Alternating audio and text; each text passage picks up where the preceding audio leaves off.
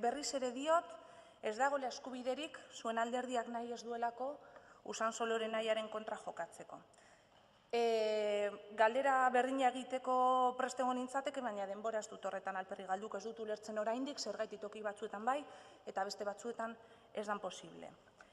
Baina bai galdetu nahiko nizueke, aurrekoan ere galdetu nizuen gauza bat. Zer pentsatzen dute guzti honetaz, Galdakaoko alkateak izan direnak eta egun dena? Usansolori ateak ixtearen alde daude? Zergaitik PNV-ek erabiltzen du kriterio bat eta jarrera bat dauka gaur egun herriak diren gai batzuekiko eta Usansolorekiko beste koherentzia bat mantentzen du.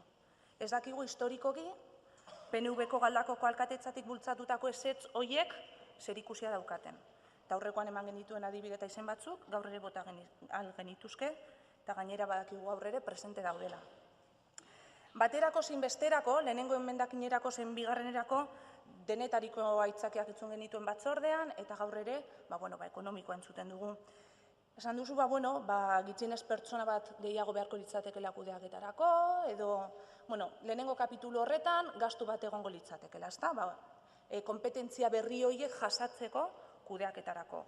Eta nik benetan dinot, ez dakit gauza batzuetarako zergaiti dagoen dirua, eta beste batzuetarako ez. Ez dut ulertzen bez, diru kontua den, edo kompetentziak banatze kontua den, hori ere ez dut ulertzen. Udaletxe gehiegi dagoela esaten dute batzuk, holako aitzakiak erantzun genituen batzordean, administrazio gehiegi daudela, herritarrek kostu horiek gainera sumitu behar dituztela, baina holako debatetara ez gara sartuko. Niretzako gaur egungo egoera ekonomikoa ezin da erabili aitzakilez holako emendakinei ezetz esateko.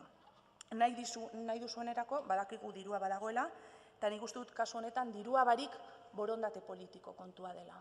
Edo borondate politikoa dago Usansolori ateak irekitzeko, edo ez dago. Esan beharreko guztia beraz, esan da dago, eta gu ez gaude prest, herri baten borondatearekin jokatzeko, zuek ikusiko duzue. Eskerrik asko.